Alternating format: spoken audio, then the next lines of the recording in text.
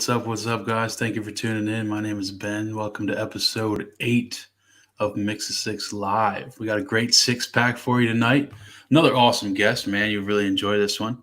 I would just like to take a quick shout out. Hope you all had a Merry Christmas. Hope you all have a Happy New Year in the coming days. Be safe out there. And if you're not following us already, catch us at Central PA Pour on all social media, wherever you get your podcasts.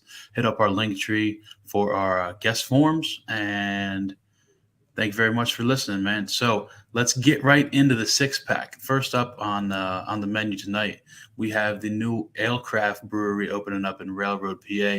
We've kind of been following this one closely. It's going to be York's newest brewery opening up in the area. So they put out some information for that. So basically, they're just looking out for their staff. They're limiting their numbers, and you have to buy a ticket, and you can stay for a slotted amount of time. So go ahead and check out their social media, and you will find that ticket availability going forward. And by the way, it is a soft opening for the next few days, but I believe next Friday, I want to say, is going to be their grand opening. So check that out. Again, that's in Railroad, Southern York County area. Good luck as they open up their new adventure. So next up on the six pack, we have Feeding Pennsylvania. So if you remember back a few weeks ago on this show, I talked about Fat Bat Brewing in Hanover, PA, their involvement in the Hops and Vines for Hunger campaign, which is a month-long fundraiser that is put on, let me see, breweries in PA, Feeding Pennsylvania, and 47 participants, both breweries and wineries across the Commonwealth, all teaming up to raise money for fighting hunger. So they announced recently their grand total, and it was just shy of $20,000, which is absolutely phenomenal. And we always love spreading the good word about people raising money for good causes and things of that nature. So again, shout out to Feeding Pennsylvania, breweries in PA, and all of the participants in that fundraiser for the last month or so. Excuse me, I'm going to take a sip of my beer. Share with me what you're drinking in the comments. I got a double blizzard lined up from Trogs. Damn, first one of the year. That thing always hits great. So I'd like to get into our recent schedule. If you haven't already got a chance to do so, check out our latest release featuring Derek from Wolf Brewing Company. Dave and Brett sat down, virtually with Derek Wolf. Awesome guy, intelligent dude, a fantastic brewery location up there in Mechanicsburg. If you haven't got a chance to check that out, put that on the bucket list for sure. That's a great one. We got Brett in the comments. What's up, Brett, man? All the way up from Mast Landing. That's what he's drinking. So if you got a beer, you got a cold one cracked open, share with us in the comments, please. So not only Wolf Brewing's recent recording, but we have a release coming up with the Beer Thrillers. We have something lined up in the near future with Genova's and Dick. Excuse me. Damn, Brett just texted me today, and I can't remember that last one. Goodness. Molly Pitcher. Duh. How did I forget them? So that's what we have on the recent schedule. So be sure to check those out. We put out a new full-length episode every other Saturday, and we also have this live show every Wednesday at 8 p.m. For both of those shows, we have a guest form in the link tree. Please fill those out. We are just trying to support local businessmen, really trying to provide a platform for entrepreneurs or just anybody that has something that they want to talk about, man. A lot of people have blessed us with their time, and we are just loving what we're doing, and we want to keep it up. So please fill out those guest forms, man. And we really appreciate everything so far. So the next one is Happy Campers Eats and Treats. So we went out last the 23rd for Pop's birthday. And we met with some good friends. We went to the Ugly Sweater Christmas party at Gift Horse Brewing. And, man, not only did, we had a great time, hung out with some great people there. We got Jason, Mick, Amanda, Carmen, and mom, pops, Brett and Dave and Sandy. But we had some damn good food. Check this out, man. So Happy Campers Eats and Treats, they are a kind of basically a food truck. They're in there, Gift Horse Brewing, providing the eats there. And these donuts, dude, I'm telling you, to kill for. They do not, Happy Camper, that is, they do not get the recognition that they deserve. So please hit them up on all social media. If you're in the area of Gift Horse, check them out and show them some love, man. They really appreciate it. So this next one is really cool news, actually. The York City Cream Ale, Collusion. Let me see, Collusion, Gear House Brewing, and Archetype Pizza collaborated on this York City Cream Ale project, and basically they were just paying homage to one of the older breweries in York from the Prohibition era, and you can get it at a can or a draft from Gear House, Collusion, or Archetype. And it's great to see this market paying respects to some of the original people in the area. And I'm sure we'll get into this topic here in a bit, but man, that all of these local areas are absolutely booming with breweries, wineries, whatever you are looking for, and it's awesome to see those men and women in the industries paying respects and paying homage to things of the past. So, with that being said, we have tonight's guest ready to roll. So, bear with me as I set some screens up here. But we have Marc from Beards, Brews, and BBQs. How you doing? Thank you so much for joining. Thank you. What's going on? Oh man, just another great day in the life, man. It is a little warmer. Thank God. I got a little sick of the 3-degree weather. It was no kidding. That was brutal. A balmy 38, I think, something like that. So it was good. I threw some shorts on, went outside, and like it was middle of summer. Those 30s. I have a theory where kind of a thing. I don't wear anything but flannel from essentially like the end of October until about March. So to not having a flannel on right now is good. All right, it's nice. You either got an endless closet or I do. I have an washing machine that never stops. Yes, we'll go with both. So.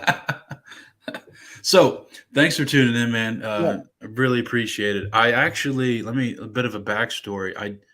I haven't been following you for very long, but one of our recent guests, Marc from Hidden Stories, I believe, I was doing my research for that episode, and your name popped up on one of his social medias. So I clicked and followed, liked, whatever, and then I've been cruising away with your content ever since, and it's been really awesome to follow along, especially that advent calendar.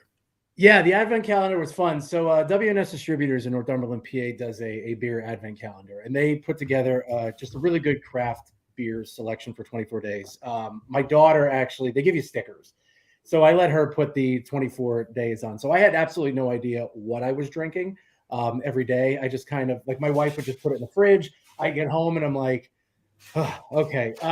The back-to-back Sam Adams wasn't the best thing in the history of the world, but because, that's okay.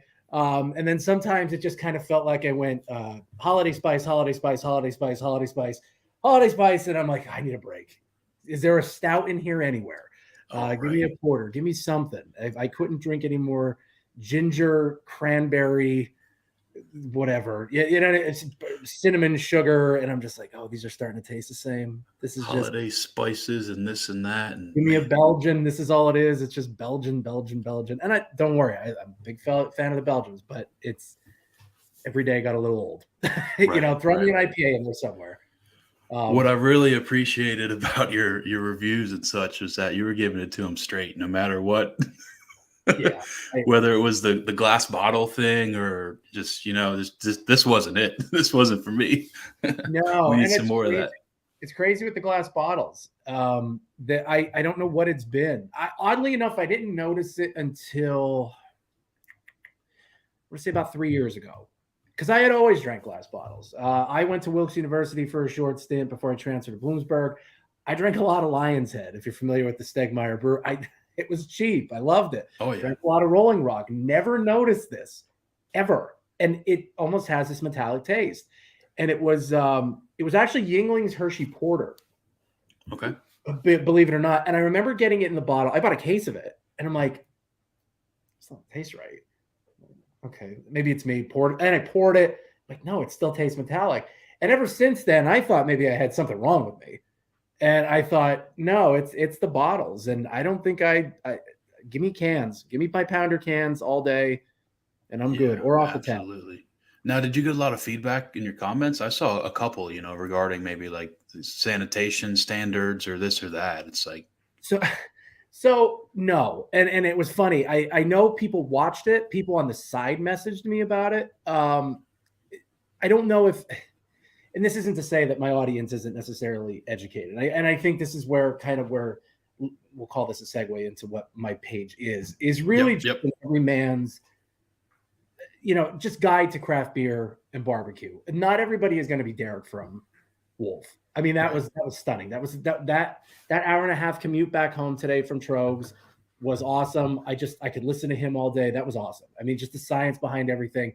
That's not where I'm at. And I think I've noticed people more and more, that's not necessarily where they are either. You know what I mean? That's not their wheelhouse. They're not looking at fermenters and mashes, and that's not where they're at. I think what I try and bring is just an honest opinion that this is what you're going to get. Am I a tester or a judge? No, I just drank a lot of beer and I enjoy it, so I have experiences. I mean, I haven't even kept up my Untapped. And I think in the last 3 years, I think I've tried almost like 600 beers, so nice. Yeah. So it's sure. And it's just, and it actually would probably be higher than that if I keep up with it. But sometimes you're in your 4th, 5th craft beer and you're like, yeah, this is good. I'll get to the Untapped later. And then it just sits as a picture in my photo. But, and that's where I know that feeling. Yeah. And the barbecue side of it, I'm actually going to give a shout out to my dad on this one. So during the pandemic, I had wanted a smoker for like 3-4 years. And albeit it's a pellet smoker, and I know people are going to be, that's not a real smoker. Well, I get smoke rings and it tastes pretty good. So my dad bought me a smoker during the pandemic, which was probably the worst thing that could have happened to my waistline. But because everything got smoked, everything. Beef and pork just became a staple in my diet. And it was good. But so I started doing it. And for me, the way I like to do things is I like to research things. Like if I'm going to do it, I'm going to try and do it well. I'm going to be very hard on myself doing it. So I'm researching, watching YouTube videos, reading articles, learning the sciences of it. And I started doing it and having really good results, at least from a home cook. So what ended up happening was back in November of last year, I was teetering with the idea of a page. And as I got better at the smoking thing, people would like kind of side message me, hey, can you call me? How do you do your ribs? Hey, can you call me? My brisket's dry. What did I do? Whatever. And I think it was about April of this year where I just said, I'm just making a page. I'm just going for it. I don't care. I'm like, and this is a go-to guide because it was getting hard answering everybody's phone calls. I'm a dad. I have a job. I have hobbies, so it was just one of those things where I'm like, I try to give an everyday lay person's perspective to beer and barbecue and food and things that we like. I'm not Robert Irvine. I'm not Bobby Flay. I'm not, the Trogner brothers. That's not where I'm at, but I don't think most people are there. So I try to just give general advice, stuff that I enjoy. And most of the time what I found is people like what I, offer to them and say to them, like, try this. I think you'll like this. So yeah, absolutely. So yeah, let's get into the page a little bit if you don't mind. So beards, brews, and barbecues. So I was doing a little studying earlier. Your page said, I think 13, 14 months roughly now. You just mentioned April, so I'm not. Yeah. So yeah, somebody actually hit me up about this and said, I saw it was November of 2021. And no, that I made it. Okay. I never titled it. I never did anything. Gotcha. Okay. It was more toward April. And yeah, and as of today already, I think it's been 8 months and I have 25,000 followers. That's, first of all, congratulations. That's pretty phenomenal stuff, man. It really is. And it just seems like it's down to earth, oh gosh, the word slipped my mind. Oh my. Anyways. That's fine. Yeah, so have beer. It'll come to you. It'll come right back to me. Look at you, prediction. Authentic. Yeah. Big word, man. Big word. There you go. So, yeah, I mean, like I said, I've been following your page for a few weeks now, and it just seems like it's authentic content that everybody wants to see, and you're not holding any punches. If somebody needs some real feedback, you're there to provide it. It, So, that's tough. That's a tougher it, thing to do than like to sit there and go, your stuff isn't good. Like that's harder than you think. Cause like by nature, I'm not confrontational. By nature, I'm not somebody that's just going to be like, hey, you suck. But like, as I've gotten into this, it's an expensive habit. It is. I'm willing to pay $12 for a can of beer, but it better be good. Like I better absolutely. not. Yeah.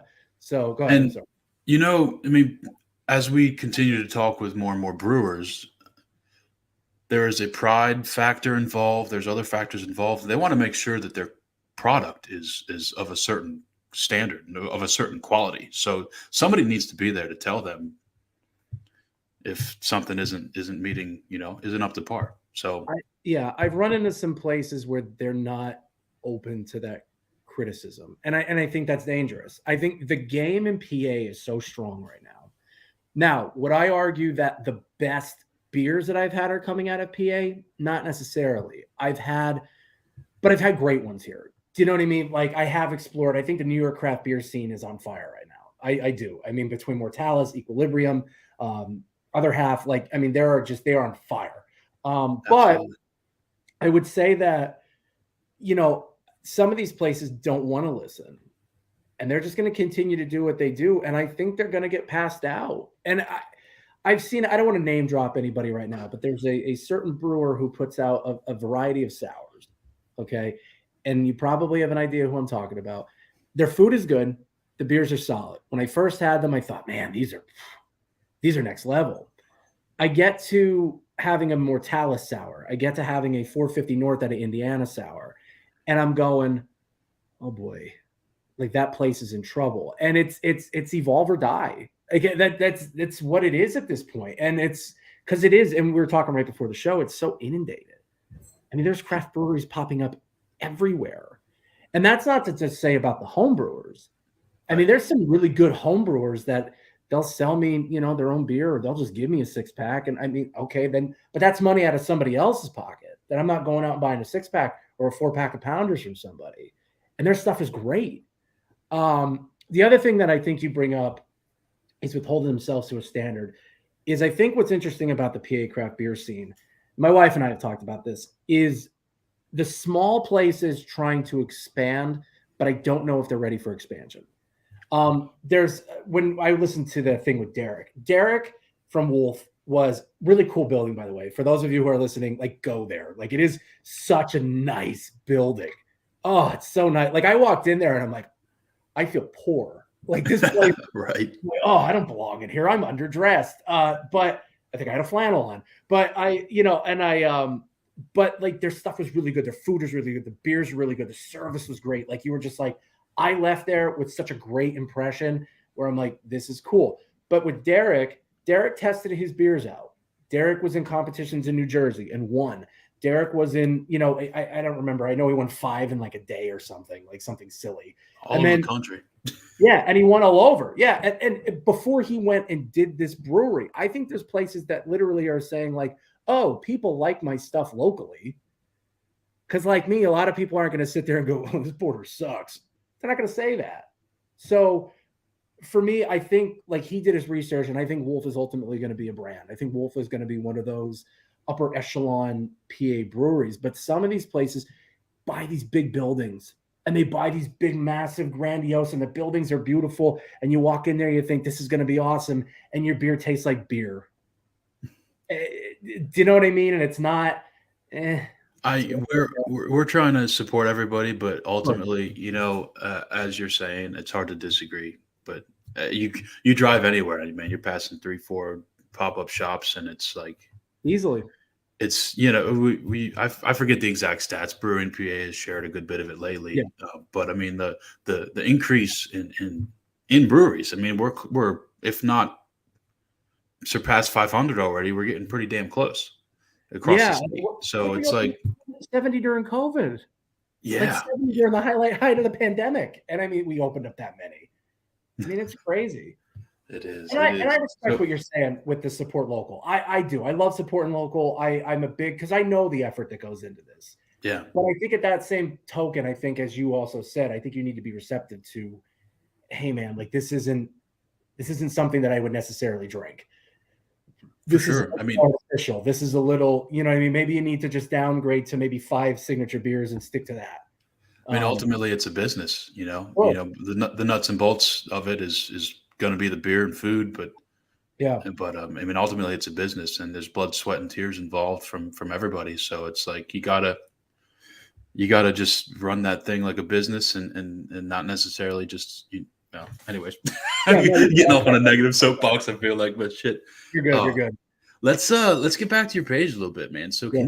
can you explain the crazy growth in the short amount of time? You just been grinding like crazy and just putting out awesome stuff, or Ah, did you catch a break? Was there like a viral moment on Reels or yes, something? Or yes, that's exactly what it was. okay, So I did I'm not gonna lie, I had the pit open. I was making some stuff. It was probably way too early to be drinking. I said, I want to make a no crab. such thing. Yeah, right. I want to make a crab dip. And this is the, if I ever get big enough, this is going to be the title of my book, something with crab dip. So I made what I would consider just a cheap crab dip that is affordable to everybody. The crab dip, I think I posted it August 27th, I want to say. And I remember I was working at the prison, and I used to go down to the old high school. I'm a Shamokin area graduate, go Indians. So I would go down the track and walk. We had an hour we were able to go out. And I remember my page being at like 350, which was 250 people more than I thought I would have by the end of the year. So I was like, okay, this is cool. And I'm walking and I look at my phone and I'm like, holy crap, I grew like 40 people in like an hour. And I'm like, whoa, there's another 30. And then like Facebook sends you these notifications that say like, congratulations, you've hit 500 followers, like blah, blah, blah. And I'm like, by the time I got out of work, 4 hours later, I had 1,000 followers. And I'm like, where is this all coming from? So what I found out, it was from this crab dip video that ultimately, I think today you could check, I think it has 15.3 million views. Holy shit. Yeah. So, and it was what, now my wife would also argue that I'm probably 2 million of them because because answering all the comments, it's just continuously playing. Right. Yeah, there were thousands and thousands of comments, like thousands.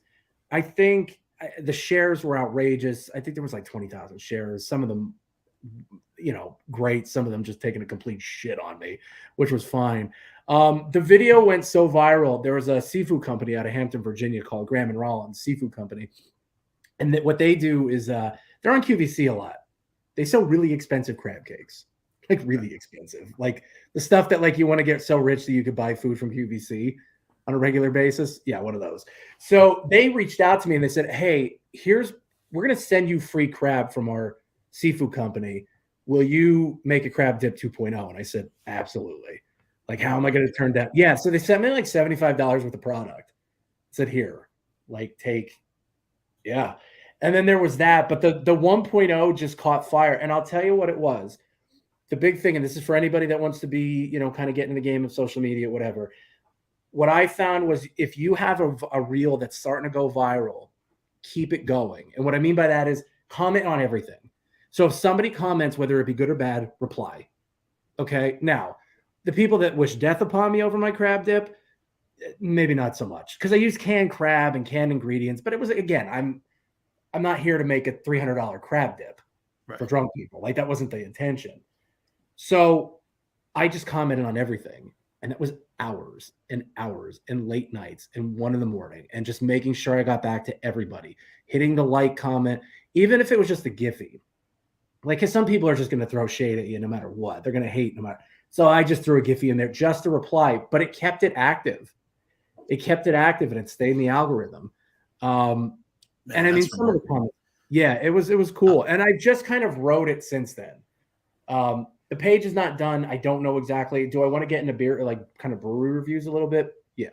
I'm still trying to, finagle my way through this to figure out what all I want to do with it. Right, right. I didn't know that obviously beforehand, so I had to ask the question, but I'm gonna have to go back and watch that video because so much of it, from personal experience, so much of trying to put your food on social media, there's so much of it is the presentation of the food. Sure. It can't just be like some slob. It might taste delicious, but if it's just a crappy picture, then hell, nobody's gonna share it or like it. But Yeah, well, no, that was it. And it was just, I think it was some people, the entire state of Maryland has banned me from oh the state gosh, because I did not use Old Bay and like the freshest of the fresh crab meat. So they, oh my god, go out and pick it yourself next time. How many of those did you get? right. Well, that's what they're saying. Why don't you shuck your own crabs? I'm like, I'm landlocked. Like, do you know how much that costs? Like, what do you, I can't just go out to my backyard and go, oh, get some crabs, So, yeah, but no, that's, it's brave. You have to be brave too. I mean, even with this podcast right now, I'm sure you've probably gotten a little bit of whatever it might be, every now and again. I'm assuming that most of it's positive, but every now and again there's somebody, Yeah, yeah, for sure, for sure. you got to be brave to do it. Yeah, So absolutely. And it's I've told somebody else this, man. This is the eighth one of these I'm doing live on social, but we've done a year worth of podcasts. It's like I get Mhm. the butterflies every time I hit that live button. It doesn't matter if there's one viewer or 25 or whatever. Oh, I was nervous It's today. I was driving my wife nuts because I was just like, I'm going to be on a podcast. I'm going to be on a live video. This is crazy. I was nervous. yeah, yeah, yeah. Once you crack open a beer, once the conversation gets flowing, it's I at least me personally, I seem to calm down a little bit. Hopefully, hopefully a similar way. I So hear I think it was the 24th beer of your advent calendar. Let me see here. It was the Merry Christmas, Happy New Year from Anchor, Yes. and you brought up a good memory. You recalled like the first time you had it. It was shortly after your wedding, right? So Yeah. that made me think of this. Did you have a first craft beer that you recall that really made you dive down this whole path of interest for the craft brew?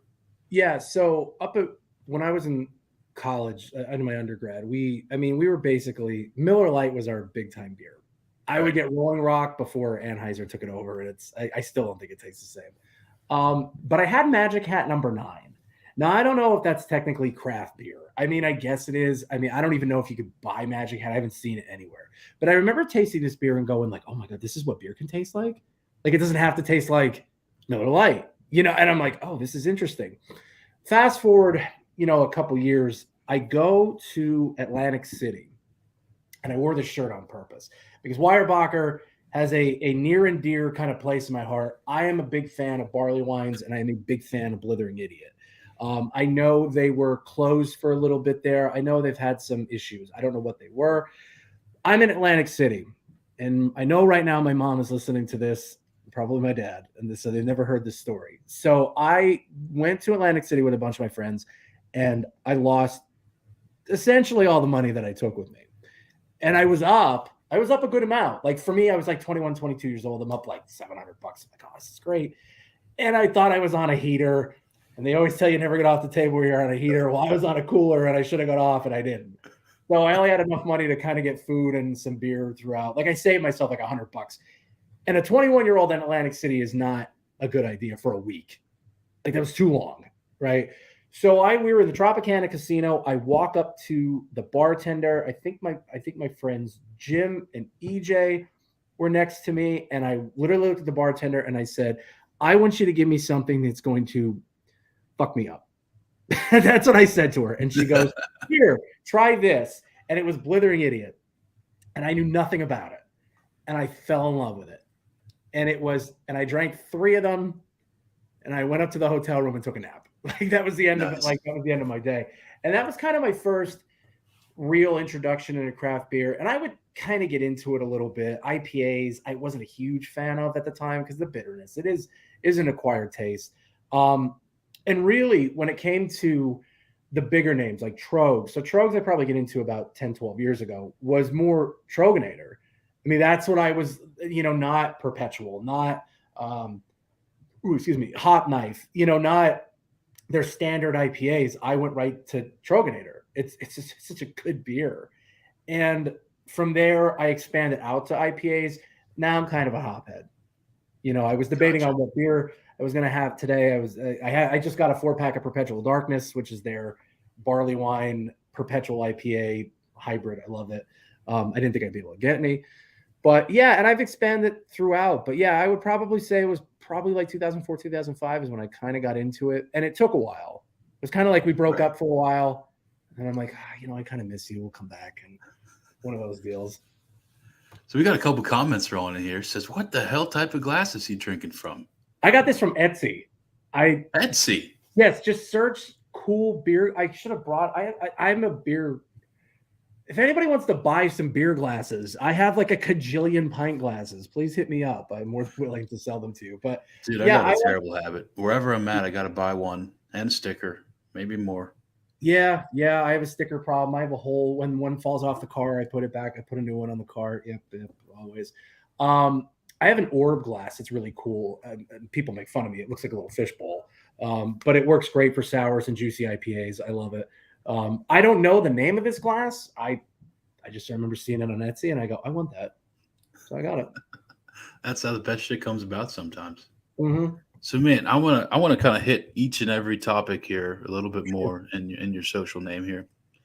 I cannot, well, as you can see, I'm running up on 30, and I can't grow a damn beard for anything. But I was just curious: is that something that equals the passions of the other two, or is that just like a cool name that came across your head, or both? So, in our house, my daughter is a huge fan of Guy Fieri.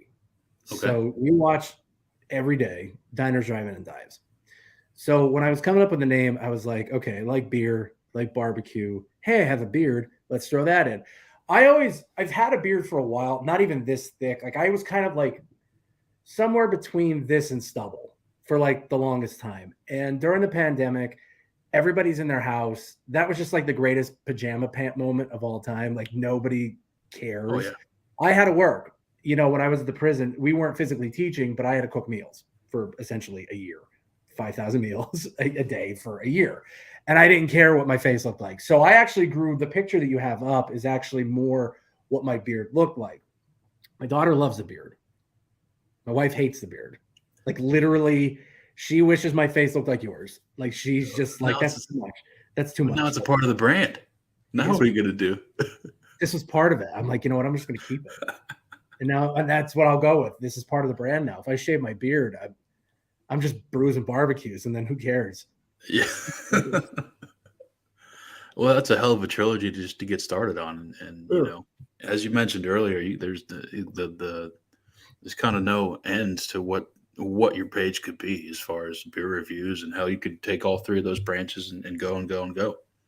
And I agree with that. I think that's kind of where some people were like, you should just do brews. And I'm like, yeah, but you know what? Like, craft beer, as big as it's gotten, as big as it is now, like and I think it'll continue to grow. I don't know if it's still a niche market. You know what I mean? It's still like, you go to any distributor and you're going to walk in there and 60 to 65% of the people are leaving with a 30-pack of Busch.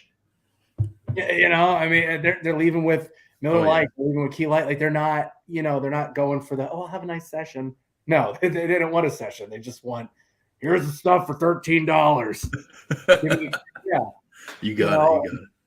Right. So that's where the barbecue, I think, was another thing that I was passionate about. And yeah, I like my beard. I like it. I'm growing it out again. My wife will hate it and my daughter will love it. So you mentioned COVID, I guess it was. You got the smoker, right? So what's the thing with the pellet grill? That was my first one as well, and then people bash that. I'm new to that, hearing that. Well, okay, you have a pellet. Yep. It works. It works Absolutely. fine. Is it as good as an offset with the wood and manly and I cut my own wood? No, but I have a family. Like I have things I like to do. I'm a gamer. So like at 8:00 at night, like I'm like, as soon as I get off here, I'm not gonna lie to you, I'm jumping on a Call of Duty, man. Like that's what I like to do. And I'll see you there. Oh yeah, doing the PvE stuff. So, but yeah, and that's what I don't want to necessarily. This isn't my life. Like I don't make necessarily money off of this. I don't make money off of smoking off of. No, if somebody wants to send me a wood, whatever, fine. I'll take it, but nobody is. So I like my Traeger. Um, I absolutely love the cleanliness of it. I mean, it is a lot more work than I think what people would anticipate because you do have to keep the fire pot clean. You got to keep, or you'll have dust particulates kind of everywhere. You got to keep the grates clean. They don't Yep. burn off like a regular grill, Right. so it gets oily. It gets greasy. You got to clean that off. You got to keep the smoke pipe clean. You got to keep a lot of things clean, and it's easy, man. And it produces some good meals. Do I think Absolutely. it replaces a grill? No, I personal opinion, no. I don't love steak off of it. Now I do have a Right. Blackstone, but I do miss having a actual yeah. I was just about to bring that up. Yeah, I like my Blackstone, but again, it's still not the same as just like a nice grill. Right. Whether it be charcoal or propane, it doesn't equate. But it's tough to do brisket on a grill. I mean, you could sit there with a smoke tube, but it's not the same. It's not the Right. same. Oh man. I got a few more for you, then I'm going to wrap this thing up Hmm. because I like to keep them around a half an hour. But hell, I feel like Yeah, we can sorry, go man. on. I go off on tangents. No, That's all. no, I appreciate the time again, man. It's been Yeah. fun. We could do this forever. But so a few more for you, just kind of generic shitty ones, to be honest with you. Favorite beer? Troganator. Gotcha. Easy, easy.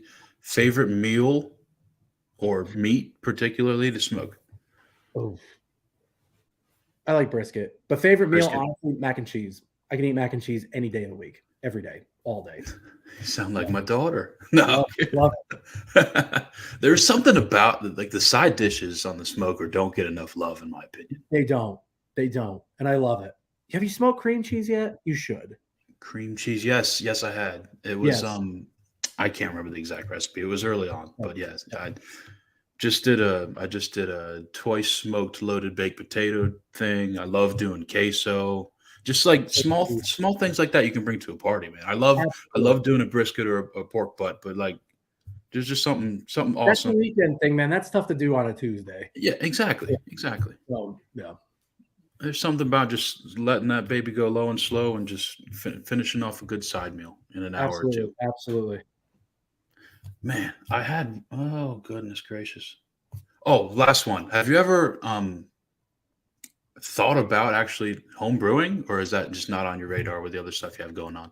I would, and my wife just asked that question on the way home. She's like, "Did you ever listen to Derek?" She's like, "Would you ever think about brewing?" Yes, but I'll be honest with you, I would love to. It's a time thing. Yeah, Now with the absolutely. age, with work, with still being a dad, being a husband, going places, I just don't think it's on the cards. So what I'll do is I'll sit here and enjoy everybody else's beer, and I'll just critique it like that guy. I'll be that guy. You know what Yeah, I mean? Yeah. I mean, absolutely. I'd love to, but it's okay. I don't think I have a good setup for it because you know how it is. You got to have certain temperatures and controls, and Yep. I'm not Yep. playing You with gotta it. have somewhere to clean all the obnoxious shit repeatedly and temperature, like you said, and storage and man, Mhm. it's its own beast. And that's why I'm kind of glad we hopped on this content side when we did. So I Yeah. mean, oh, anyways, thank you very much for your time today. You want to tell the people one more time where they can find you on social media? Yeah, you can follow me on Instagram at, I think it's the Beards, Brews, and Barbecues because somebody else didn't do it as well as I did, and they had the name before me. And Beards, Brews, and AND Barbecue on Facebook. Give me a follow. Shoot me a message if you have any questions. I'm pretty active on it, and I'll give you whatever I can. And thank you for bringing me on. This is cool, man. I'll do this Dude, again. no, the pleasure's all mine, man. Seriously. Thank you very much for joining us, man. Sure. So, for those not already on board, you can find us at Central PA Pour on all social media, wherever you get your podcasts, every Wednesday night at 8 p.m. on Mix of Six Live. Make sure you go out here and follow Beards, Brews, and Barbecues. Have a good night, man. Let's all be bonded by beer, as the Hey, slogan likes to go. Miles out. Have a happy new year, man. Be safe. Everybody Hey, you take too. care. Cheers, Thanks for everyone. tuning in.